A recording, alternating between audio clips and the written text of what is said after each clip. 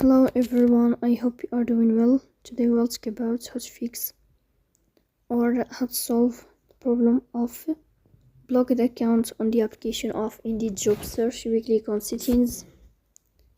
Here in this page, you will click on apps, default apps, app settings. In this list, you will search about Indeed job search and you will click here. In this page of app info, you will go to first stop and you will click OK. Here you will enter to the window of storage.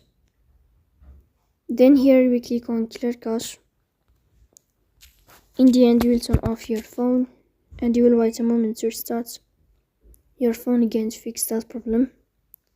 So that's all. Don't forget to support us by like and subscribe. See you next time.